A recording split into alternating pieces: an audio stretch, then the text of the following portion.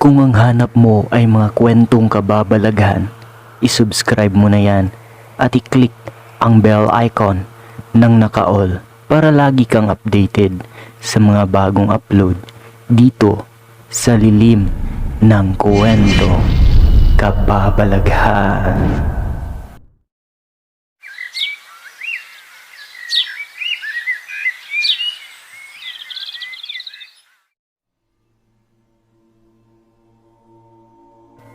Mataas na ang sikat ng araw sa silangan noong nilisan ni Iopidring ang kanyang kubo na nasa bundok ng Carmen ngayong umaga. Ang kanyang kaliwang kamay ay bitbit ang mga laruang manikang gawa sa dahon ng niyog at mga bolang gawa rin sa dahon nito na kanyang isinabit sa isang dipang kawayan. Ang kanang kamay naman ay siyang humawak sa kanyang tungkod. Ang mga laruan ay ginawa niya ito kahapon mula sa tanghali hanggang maghapon. Galing ito sa mga lunhong dahon ng mga pilipog na niyog.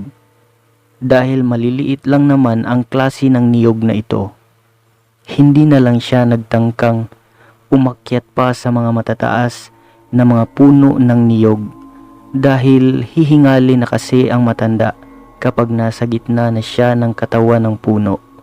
Natatakot din siyang baka hindi na makakapit ng maayos ang kanyang paa sa mga tapyas ng katawan ng puno at baka ito pa ang dahilan na kanyang pagkahulog sa lupa. May palagi siyang inunguyang tabako habang tinahak ng kanyang makalyong mga paa na sinapinan ng tsinelas na gawa sa goma ng gulong ng truck.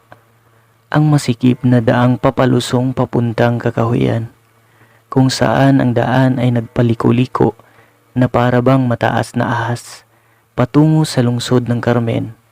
Sa bawat paghakbang ay itinukod niya ang kanyang tungkod bilang suporta sa kanyang sarili at huminga siya ng malalim upang mapawi ang pagod na nararamdaman. Sa edad niyang 70 anyos ay ramdam na niya ang pagod sa paglusong, pero mas nakakapagod sa kanya ang pag-akyat ng bundok. Hindi na gaya noong siya ay bata pa. Tatakbuhin lang niya ang paglusong at pag-akyat ng bundok. Noong nasa paanan na sana siya ng bundok, ay siya namang pagkatalisod niya at napaupo sa lupa. "Putang ina!" Pagmumurang sabi niya sabay dura. Nadala sa kanyang pagdura ang inunguyan niyang tabako at hinawakan niya ang sombrerong buli na nagsilbing proteksyon sa kanyang ulo mula sa mainit na sikat ng araw. Tumingala siya saka tumayo kasama sa tulong ng kanyang tungkod. Noong nakatayo na siya, pinahiran niya ang kanyang pawis ng puting bandana na hinubot niya mula sa likod ng bulsa ng kanyang short. Kay bining ang bandanang ito at iyon ang kanyang palaging daladala sa kung saan man siya magpunta. Matapos mapahiran ang pawis, ay tumingin siya sa malawak na kapaligiran. Sumabit ang kanyang paningin sa isang malaking puno ng mangga. Nagpaika-ika naman siyang nagtungo dito. Naramdaman pa rin niya ang sakit ng kanyang puwitan. Huminto siya, huminga ng malalim, saka umupo sa nakausling ugat ng puno. Sa kanyang tansya ay 1 oras na lang ang pagdaan sa Kakahuyan at marating na niya ang poblasyon ng Carmen. Inayos niya ang pag-unat ng kanyang mga paa at inilagay ang mga laruan sa kanyang sapupunan. Natutuwa siyang inisip na ang mga batang babae sa Carmen mag-aagawan talaga sa mga manika. Ang mga batang lalaki rin ay mag-aagawan sa mga bola. Napangiti siya ng bahagya. Ang mga bata ay hindi na matatakot sa kanya. Noong nalaman niyang walang nasirang laruan, dumura na naman siya at pinahiran ang kanyang nguso sa puting bandana. Tinuklap niya ang kanyang salakot na buli at inilagay sa mga balili. Hinawi din niya ang 2 botones ng kanyang kamisadentrong kaki na may tapal sa gitna, nakapares sa maong niyang short. Pagkatapos ay tumitig siya sa malayo. Ang kanyang mga mata ay nasa lilim ng kahapon. Dahil ngayon ay pumasok sa kanyang isipan si Iya Bining. Naalala niyang palagi siyang tinatawag ni Iya Bining galing sa kubo. Sa bawat nasa lugar siya na ito upang manguha ng mga panggatong at pagkatapos ay hindi siya makauwi ng maaga. Lalong-lalo na pag magtakip silim na. Ngayon ay parang naririnig pa rin niya ang taliis na boses ni Iya Bining. Samantalang unti-unti namang dumaloy ang mga luha sa kanyang mga mata. Pidring! Sabi ni Iya Bining noong ito'y naghihingalo na sa kamatayan. Kapag mamatay na ako, huwag mo silang papayagang mawalay ako sa iyo. Hindi ko sila papayagan. Tango ni Iyo Pidring na humawak sa kamay ng asawa. Patawarin mo ako kung hindi kita nabigyan ng anak. Huwag kang mag-isip ng ganyan, Bining. Dahil ito ang kagustuhan ng Diyos sa atin. Pero alam kong gustong-gusto mong magkaroon ng anak. Malapit sa iyong puso ang mga bata. Diba? Sa tuwing ika'y pumupunta sa poblasyon, magdala ka talaga ng mga laruang gawa sa dahon ng niyog para sa kanila. Sa una't sa huli, ikaw at ang iyong pagmamahal ay sapat na sa akin. Kahit na tama ka sa mga sinasabi mo, sino ba ang hindi mangarap na magkaroon ng mga anak? Hindi ba tayong dalawa ang nangarap na magkaroon ng mga anak? Pero itinadhana ito ng Diyos sa atin. Kaya tanggapin natin ang ating kapalaran, Bining. Napansin ni Iyo Pidring noong mahigpit na hinawakan ni Iya Bining ang kanyang kamay. Kahit na alam niyang mahina na ang kanyang asawa. Noong gabing kailan si Iya Bining namatay, umiyak si Iyo Pidring na nag-iisa sa bukid. At umuulan noong sumunod na araw nang inilibing niya ang wala ng buhay na katawan ni Iya Bining sa likod ng kanilang kubo. Malapit sa kasagingan kung saan na may sumibol na ang mga puso ng saging. Noong tinanong siya ng mga tao tungkol sa kanyang asawa, sinabi niya sa kanila ang totoo, pero hindi sila naniniwala kay Iyo Pidring. Bagkos ay ginawan pa siya ng mga ito ng tsismis at binansagang aswang. Ipinakalat pa ng mga radyobaktas o iyong mga tsismosa at tsismoso na inuunti-unti niya raw sa pagkain ang laman ng kanyang asawa. Sa pagdaan ng mga araw, ang mga tao ay umiiwas na kay Iyo Pidring. Hindi na rin sila bumibili ng mga kahoyng panggatong na kanyang paninda para sana magkaroon siya ng perang maipambibili niya ng bigas, na mais, at bagoong na isda. Simula noong namatay si Iya Bining, hindi na niya inasikaso ang kanilang lupang taniman ng mais. Naroon ito mga kalahating kilometro sa ibabaw galing sa kanyang kubo. Nangunguha na lang siya ng panggatong para ibenta doon sa ibabang pamayanan. At ngayon wala na rin kumuha sa kanya bilang tagapamuo ng mga palayan dahil matanda na siya, kaya nanlilimos na lang ito. May isang pagkakataon si Padre Thelmo, ang kura paruko sa Carmen, umakyat ng bundok. Nais ng mabait at maunawaing pari na ilipat ang labi ni Iya Bining sa sementeryo ng lungsod. Ikinalulungkot ko, Padre, sabi ni Iyo Pidring. Hindi talaga papayag si Bining niyan. Pero ang ginawa mo ay hindi naaayon sa kinagawian, sinabi ni Padre Thelmo. Kung ganon, lalabag ako sa nakagawian, Padre, dahil sa bili ni Bining na hindi niya gustong mawalay sa akin. Walang nagawa si Padre Thelmo maliban sa pagbindisyon ng libingan ni Iya Bining sa likod ng kubo. Isang malaking bayawak ang dumaan sa harapan ni Iyo Pidring, dahilan para maputol ang kanyang pagmumuni-muni sa nakaraan. Pinahiran niya ang kanyang luha, tumayo at suminghal, saka lumakad. Nang sumuot na siya sa kakahuyan, may nakita siyang dalawang bata na naninirador ng mga ibon. Ang isa na maliit na bata ay biglang tumili. Napaluhod ito sa lupa. At sa kinaroroonan ng bata ay may nakita si Iyo Pidring na isang ahas na mabilis pumapalayo sa bata papunta sa dawagan. Mabilis niyang nilapitan ang bata. "Aray, Pidot, tulungan mo ko!" Pakiusap ng liitin na bata doon sa matabang bata na kasama nito, na hindi lumapit noong makita nito si Iyo Pidring. "Ayoko, may aswang, lunglong." Galing kay Pidot. "Mga ondo, huwag kayong matakot sa akin," sabi ni Iyo Pidring na humawak sa braso ni Lunglong. "Sobrang makamandag ng ahas na kumagat sa iyong paa at sipsipin ko ang iyong sugat, samantalang hindi pa sumama ang kamandag sa daloy ng iyong dugo.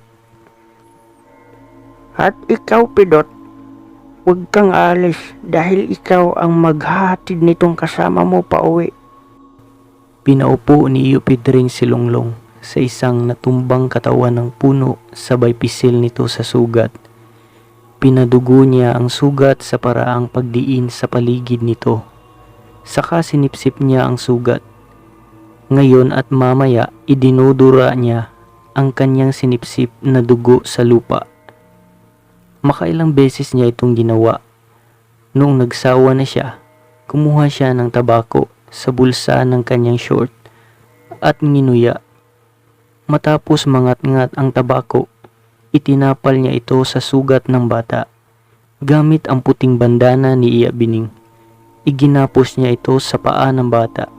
Lumakra ng naghahalong dugo sa sugat ng bata at ang katas ng tabako sa puting bandana. Namantsahan ang bandana. "Sige, Pidot, hakayin mo si Lunglong at uuwi na kayo kaagad," utos ni Iyo Pidring sa batang mataba. "Sabihin mo sa tatay ni Lunglong na ipasuri kaagad ang kanyang anak kay Dr. Santos para magamot kaagad." "Salamat, Iyo." Galing kay Lunglong. Umakbay si Lunglong kay Pidot at nagsimula ng maglakad. "Oy, teka lang!" hulbaw ni Iyo Pidring. Tumigil ang dalawa. Tig-isa kayo nito." Inabot ni Iyo Pidring ang dalawang bolang gawa sa dahon ng niyog doon kay Lunglong at Pidot na walang imik na tumatanggap sa laruan. Hindi na muna nilisan ang lugar ni Iyo Pidring. Sinuri na muna niya ang dinaanan ng ahas patungong dawagan. Inihanda niya ang kanyang tungkod dahil baka sakaling makita niya pa ito. Patatamaan talaga niya sa ulo ang ahas sa paghampas ng kanyang tungkod, pero hindi na niya ito nahanap pa. Tinanaw niya ang dalawang bata, medyo malayo ng mga ito. Pumasok sa isip niya na sinunod ng dalawang bata ang kanyang utos na bilisan ang pag-uwi. Hinanda na niya ang kanyang sarili upang magsimula na sa kanyang paglalakad papuntang poblasyon. Dumating si Iyo Pidring sa poblasyon na pagod at pinagpapawisan. Sa kanyang likod ay dumami ang mga batang sumusunod sa kanya. "Ang aswang!" Sumigaw sila. "Ang aswang! Nandito ang aswang!" "Oy, Umik! Huwag kang lalapit sa kanya!" Sigaw ng isang inang humablot sa kanyang anak papalayo sa pulutong na sumusunod sa manlilimos. Tiningnan nito ang ibang kabataan at may sinabi, "Kayo din, umuwi na kayo. Baka may isa sa inyo na dadalhin niya sa kanyang kubo at kakainin." Kanya-kanyang pagtakbo ang mga kabataan. Ang aswang! Ang aswang! Bulyaw nila noong malayo na sila kay Iyo Pidring. Suminghal na lang si Iyo Pidring habang tumingin sa mga kabataang nagsitakbuhan. Hinawakan niya ang mga laruan para sana ito sa kanila upang sila'y maging kaibigan at mapalapit sa kanya. Pero ang kanilang mga magulang ang nagtanim ng takot sa kanilang munting kaisipan para kay Iyo Pidring. At ang mga bata ay kumukutya sa kanya imbis na magbigay galang ang mga ito sa matanda. Gumalaw siya at dahan-dahang humakbang sa tulong ng kanyang tungkod. Ang pawis ay patuloy na bumabasa sa kanyang katawan. Sa kanyang nararamdaman, dumikit sa kanyang likod ang suot na kamisidentro. Ibinuka niya ang kanyang palad noong nasa tapat siya ng tindahan kung saan sa harap nito ay may mga binatilyong nag-iinuman ng tuba. "Limos, maawa kayo sa matanda," ayon kay Iyo Pidring. "Tumabi ka dyan, tanda," galit na tura ng tindero. "Huwag mong harangan ang mamimili." "Huwag mong palayasin, Noy Dilpin." Isang binatilyong ngumising pumuna. "Huwag mo siyang palayasin. Katagilungsod natin siya at kaibigan ng ating mga lolo at lola." Sagbat ng isa na hindi mapanglait. "Isa siya sa atin." Ngumiti si Iyo Pidring sa binatilyo.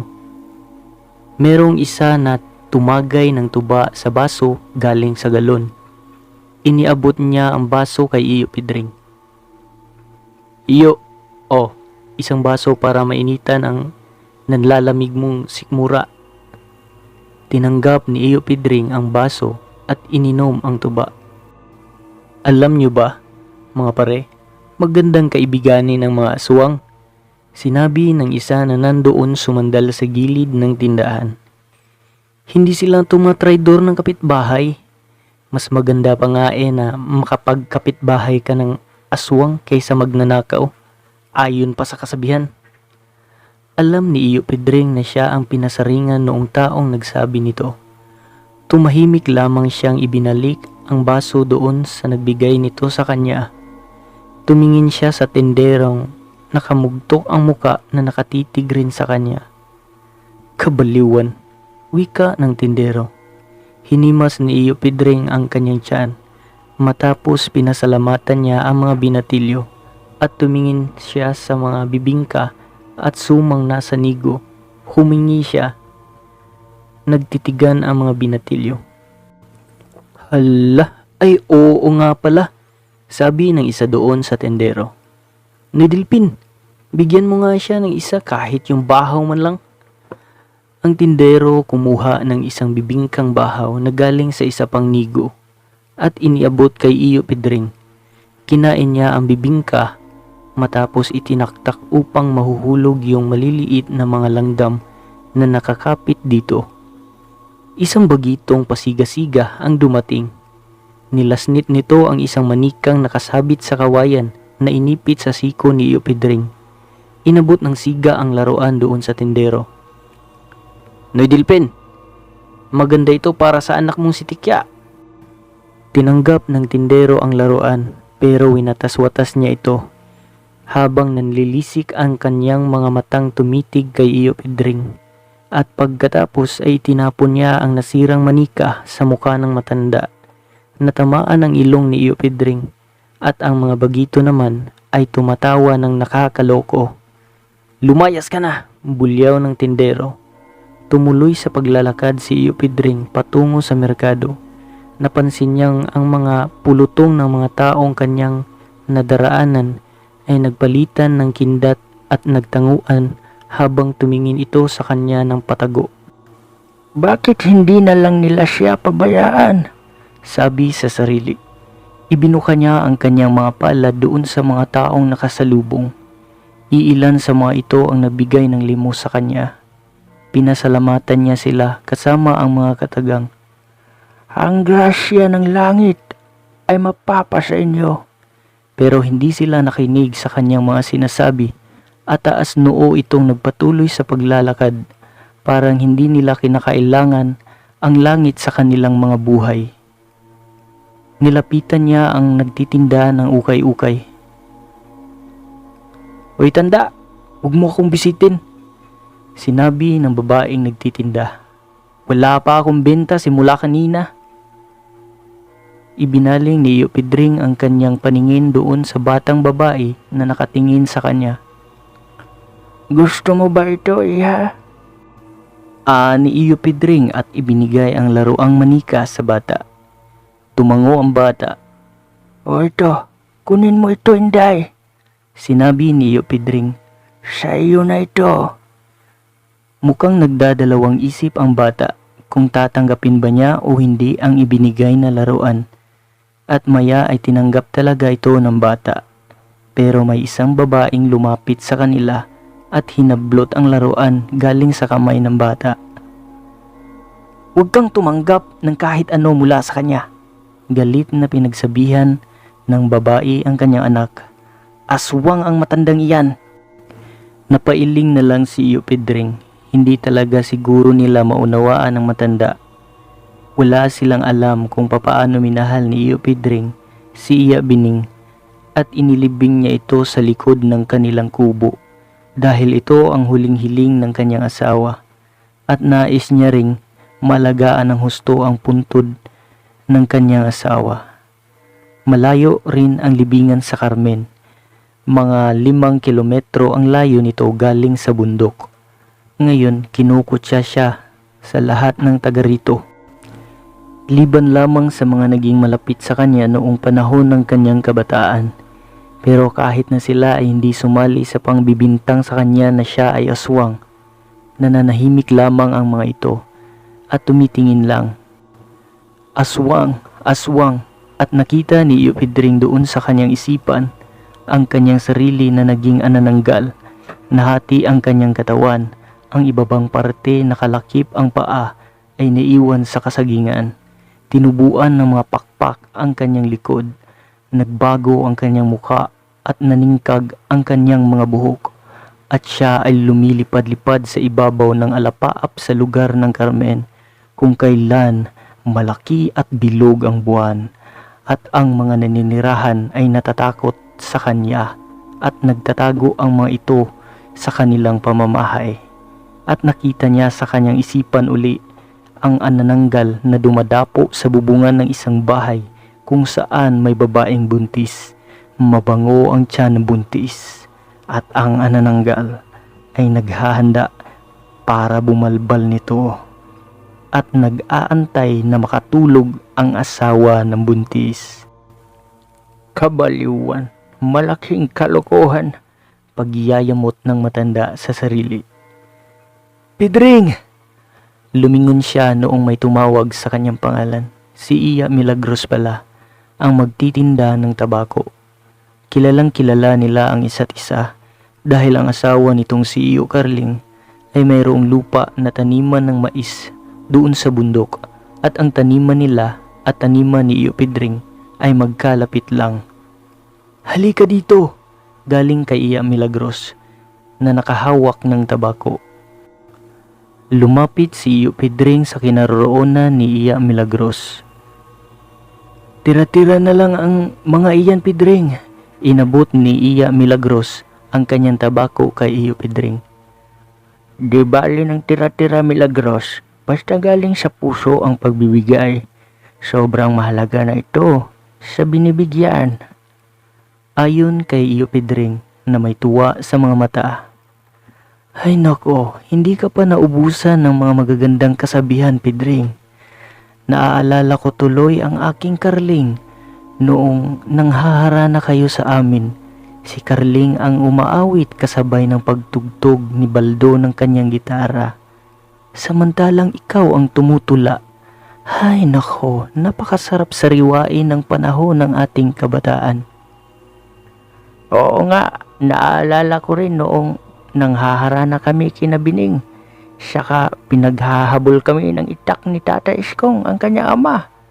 Naaawa tuloy ako kay Baldo dahil napahayak ka ito at nadagan na niya ang kanyang gitara." Tumawa si Iya Milagros. "Siya nga pala, Milagros, Kumusta nga pala ang iyong anak na babae, Milagros? Marami na bang anak? Ay, Pedring, nandoon na sa Manila, tumira kasama ng kanyang asawang driver. Matagal na, hindi na naalalang bumisita dito sa atin. 3 na ang kanilang mga anak. Mabuti ka pa, may 3 apo na, pero kami ni Bining, hindi talaga kami binigyan ng Diyos ng anak. Huwag kang malungkot, Pedring. Sundin na lang natin ang itinakda ng Diyos sa ating buhay. Maiba nga tayo, Milagros. Sino man ngayon ang kasama mo sa iyong pamamahay? Mayroong mga apo ang pinsan ko at pinakaiusapan kong sa akin na lang tumira ang mga bata. Tumango si Iyo Pedring habang ibinalot ang tabako sa isang kapirasong dahon ng saging na kanyang napulot sa lupa. Ang pag-uusap nila Iyo Pedring at Iya Milagros ay naputol dahil sa sigawan doon sa unahan. Isang grupo ng mga taong papunta sa kanilang kinaroroonan, pinamumunuan ng isang taong nagwasiwas sa hangin ng kanyang dalang kahoy. Kinabahan si Iyo Pedring, parang siya ang punteriya ng mga tao. Ang aswang, kumain ng bata. Sinipsip niya ang dugo ni Lunglong ayon kay Pidot. Nandoon ngayon sa klinika ni Dr. Santos, 50-50 ang bata. Patayin ang aswang, patayin. At ang pulutong ng mga tao ay doon lumasog kay Iyo Pedring. Huwag! Napasigaw si Iya Milagros at mabilis na nagpunta doon sa gilid. Ibinuka ni Iyo Pedring ang kanyang mga mata noong naramdaman niyang sumakit ang kanyang ulo. Hinawakan niya ito. Tiningnan niya ang kanyang kamay. Dugo, tuyong dugo. Sa malabo niyang alaala, pumalit ang merkado ng Carmen, kung saan siya nakatayo at binigyan ng tabako ng isang babae. Mayroong grupo ng mga tao ang nagsisigaw at papunta sa kanyang kinaroroonan. Pagkatapos ay may isang matigas na bagay ang tumama sa kanyang ulo at doon ay wala na siyang alam sa mga nangyayari. Inilibot niya ang kanyang paningin. Nakita niya ang iilang mga tao na kanyang kasama noong kwartong may rehas. May isang tao ang naroon sa labas ng rehas. Lumapit ito sa kanila. Hindi niya klaro ang kulay na isinuot nito, kung kulay asul ba o abuhin. Lumapit si Iyo Pedring sa dikandadong pintuan. Sino ka? Bakit ako nandito sa lugar na ito? Tanong ni Iyo Pedring. Tumitig lang sa kanya ang tao at kumisdom ang mukha nito. Ayaw mo sumagot kung sino ka, pero bakit ako nandito? Sinabi na naman ulit ni Iyo Pedring na nakasimangot ang mukha. Mas lalong kumisdom ang mukha ng taong nakasuot ng kulay asul.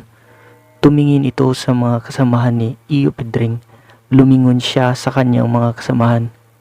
Aswang ka, nabilanggo dito. Bulyaw ng isang nakasuot lamang ng pantalon at may mahabang buhok. Natatawa si Iyo Pedring.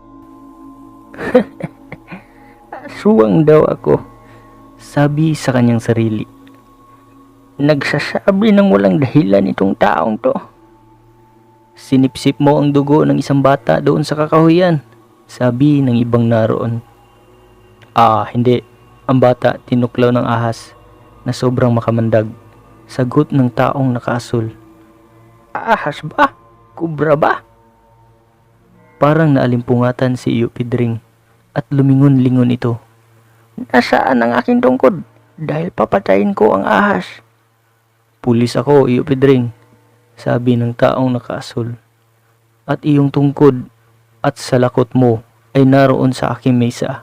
Isa sa uli ko ito sa iyo mamaya. At yung sugat mo sa ulo ay ginamot na namin yan at nilagyan ng tintura diodo. Chip! Ayon sa bagitong bilanggo. Wala na. Ang aswang ay isa ng baliw. Tingnan mo. Binuksan ng pulis ang selda munisipal at pinalabas si Iyo Pedring. Hindi namatay ang bata. Ayon sa pulis doon sa mga bilanggo. Sinabi ni Dr. Santos na kung hindi pa nabigyan ng first aid ang bata sa paraang pagsipsip sa sugat upang iyong dugo na nahaluan ng kamandag ng ahas ay makalabas. Nakasisiguro siya na si Longlong ay hindi aabot sa kanyang klinika. Napatahimik ang mga preso. Inakbayan ng pulis si Iyo Pedring. Pwede ka nang umuwi, Iyo. Nasaan? Saan yung amin? Sinabi ni Iyo Pedring. Tignan mo nga, Chip. Maluwag na talaga tornilyo sa utak ng matandang yan. Galing sa isang bilanggo. Mukha nga, sanong ng pulis. Inakay nito si Iyo Pedring papunta doon sa kanyang misa at ibinigay ang tungkod at salakot ng matanda. Magtakip silim naman, Iyo. Kung pwede dito ka na muna sa munisipyo magpalipas ng gabi, sabi ng pulis. Uuwi ako. Naghahantay sa akin si Bining sa aming kubo. Pintok na nagwika si Iyo Pedring at lumabas ng munisipyo. Antay ka muna, Iyo. Humabol ang pulis na may dalang 2 pirasong puso. O ito, baunin mo ito. Tinanggap ni Iyo Pedring ang mga puso. Lupaypay siya na tinahak ang daan papauwi. Ngayon at maya ay itinukod niya ang kanyang tungkod sa lupa at huminto para huminga ng malalim.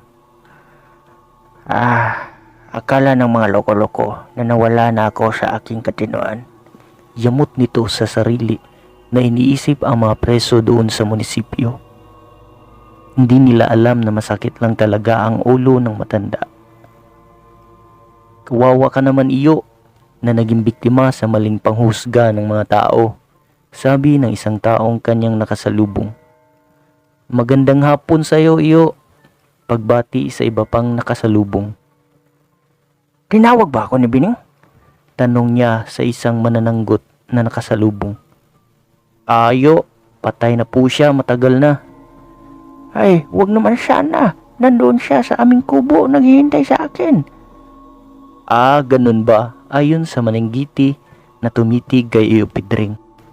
Tanghali na noong nagising si Iyo Pedring sa kasunod na araw. Sumakit at umaangul-ngul ang kanyang sugat. Hinimas niya ito baka mawala pa ang sakit na kanyang nararamdaman sa kanyang ulo. At ramdam niya ang gutom. Naalala niyang 2 puso lang pala ang kanyang kinain noong nakaraang gabi na kanyang ipinari sa asin. Bining! Tinawag niya. Bining! Nasaan ka ba? Pero walang sumagot. Bumangon siya at lumingon-lingon at nakita niya ang figura ni Iya Bining doon sa bintana. Nakatanaw ito sa labas. Nung muli siyang tumawag, lumingon si Iya Bining sa kanya at may sinabi tungkol sa pangyayari sa kakahuyan at doon sa merkado. Oo, sinipsip ko ang dugo sa sugat ng bata para maisalba ko ito. At ang kanilang iginante ay ang malapit na lang nila akong patayin. Wala na silang awa sa akin, Bining. Simula nang lumisan ka. Naaalala na niya ngayon ang pangyayari kahapon. Parang naririnig ni Iyo Pedring ang wika ni Iya Bining na nagsasabing dapat na mag-iingat siya. Mas magandang mag-iingat sa susunod, sabi niya at biglang umaagag-ag si Iya Bining sa kanyang paningin. Kumisdom ang kanyang muka, saka naalimat-matan na nag-iisa lang pala siya sa kanyang kubo. Tinunto niya ang sakong lalagyanan ng mga gulay at mayroong 4 na maliliit na kamuting kahoy ang natira. Dinala niya ito sa abuhan at isinilid sa kulon. Nilagyan ng tubig ang kulon. Pagkatapos ay inilagay ito sa ibabaw ng 3 mga batong nagsinugang. Hinanap niya ang pusporo. Matapos nilagyan ng panggatong at mga tuyong dahon ng niyog ang sugangan. Kiniskis niya ang pusporo at idinuslit sa tuyong dahon. Lumalagablab ang apoy. Matapos makakain sa nilagang kamote, lumusong si Iyo Pedring. Hindi na niya masyadong ramdam ang sakit ng kanyang ulo. Mangunguha siya ng mga bagong sibol na dahon ng niyog. Dadalhin niya ang mga manika, bola at trak-trak para ipamigay niya ito sa mga bata doon sa Carmen. Parehas noong nakaraang araw, sinubaybay niya ang daang palusong tungo sa kakahuyan papuntang poblasyon ng Carmen. Nawala na ang sakit ng kanyang ulo samantalang bitbit nito ang kawayang may nakasabit na mga laruang dahon ng niyog. Doon sa kakahuyan habang siya ay nalilibang sa mga ibong nagpalipat-lipat ng pagdapo sa mga sanga ng kahoy, umupo siya sa nakausling ugat ng puno ng bagal nga. Isang napakagandang paru-paro ang dumapo sa dulo ng kanyang tungkod.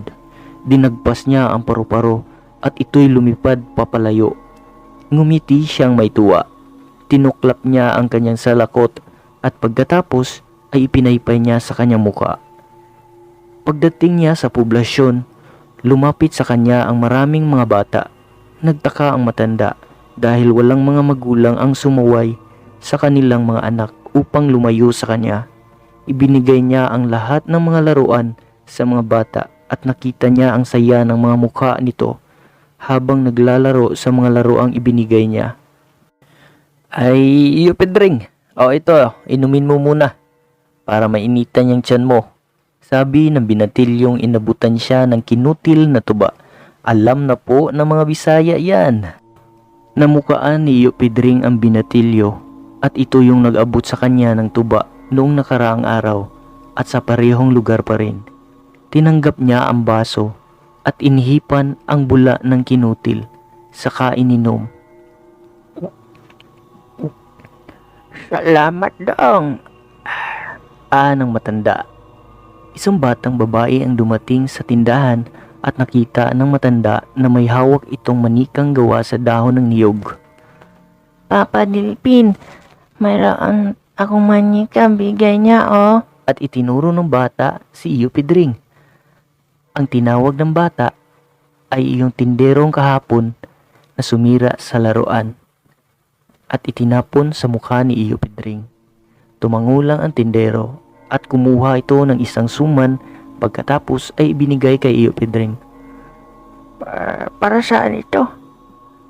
Ni Iyo Pedring na may pagtataka. Nagbago ang pakikitungo sa kanya ng tindero. Sayo na po yan, mahinang wika ng tindero. Abay, salamat undong, sabi ni Iyo Pedring. At Iyo, dalhan mo po ako ng dahon ng saging para sa pambalot ng suman ko. Ayon sa tindero. Bukas na kita babayaran kapag nahatid mo na ito. Bukas dong, dadalhan kita. At salamat nitong sumang bigay mo Mula sa matanda at naglalakad na papuntang merkado. Baka may tirang tabako si Milagros para sa akin. Bulong niya sa sarili. Akala ko hindi ka na makakababa ng bundok ngayon at magpunta dito, Pedring. Bati pa ni Iya Milagros. Siya nga pala, kumalat na ang balita sa buong poblasyon ang nangyari sa iyo kahapon, Pedring. Buhay ang bata. At may bilin nga pala si Lia, yung nagtitinda ng dugo-dugo at puso sa loob nitong merkado, na magpapagawa siya sa iyo ng 100 piraso ng puso. Aba, talaga? Kailan man niya ito kailanganin, Milagros? Sukna ni Iyo Pedring. Baka bukas ng tanghali. May kinuha si Iya Milagros galing sa kanyang nigo na lalagyanan niya ng kanyang panindang tabako. O sayo na ito. Tinanggap ni Iyo Pedring ang bigay ni Iya Milagros na tabako. Sayang yung ibinigay mo sa akin kahapon. Hindi ko ito nagamit, Milagros. Papaano naapak-apakan kasi ng mga tao? Sagkaw ni Iya Milagros. Habang nag-uusap sina Iyo Pedring at Milagros, may dumating na isang tao na nakasombrero ng buli at may bitbit na bayong. Kasama niya ang isang bata na namukaan ni Iyo Pedring. Kasama ito ng batang natuklaw ng ahas kahapon. Iyo, ako nga pala si Martin, ang ama ni Longlong. Ayon pa sa tao. Itong si Pidot, ipinaalam sa akin na nandito po kayo, kaya nagpunta ako dito para magpasalamat sa iyo sa pagligtas ng aking anak, at ito po para sa iyo. Tinanggap ni Iyo Pedring ang bayong na ibinigay ng tao sa kanya. Bigas mais ang laman ng bayong. Salamat nito, Ondong. Mayroon na kaming lulugawin ni Bining, ani iyo Pidring. Tumingin si Martin kay Iya Milagros at maunawaing ngumiti sa kanya. At iyo Pidring, habang hindi pa ako nakakalimot, sabi ni Martin na may inilabas na bagay sa kanyang bulsa. Isa sa uli ko po ito sa inyo. Nilalaban na po yan. Ang bandana ni Bining, sigaw ng isip ni Iyo Pidring. Tinanggap niya ang bandana at nagpaalam na si Martin. Tiningnan ni Iyo Pidring ang puting bandana. Nawala na ang mantsa ng dugo at tabako. Ngumiti siya dahil natutuwa siyang inisip ang maayos na pakikitungo sa kanya ng mga tao sa Carmen at nawala na rin ang takot ng mga kabataan sa kanya.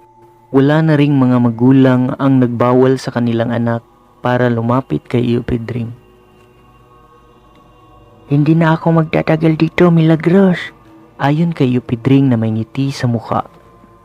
Uuwi na ako dahil mangunguha pa ako ng mga dahon ng saging at ng bagong sibol na dahon ng niyog. Bukas, ihanda mo sa akin ang magandang klase ng tabako mo ha, at babayaran kita ng sakto. Ang bibo mo naman ngayon, Pidring. Sabi ni Abasyang na may ngiti. Habang dahan-dahan na umakyat sa bundok patungo sa kanyang kubo, naisip ni Iyo Pidring si Iya Bining na tumatawag sa kanya. Napailing siya.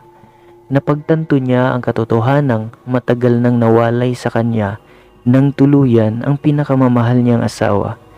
At pagkatapos ay biglang pumasok sa kanyang isipan si Iya Milagros. At dito na po nagwakas ang ating kwentong pinamagatang ang totoong pagkatao sa kinikilalang aswang. Salamat po. Sana po ay mag-subscribe po kayo sa ating Mumuntiin channel. Mag-iingat po kayo.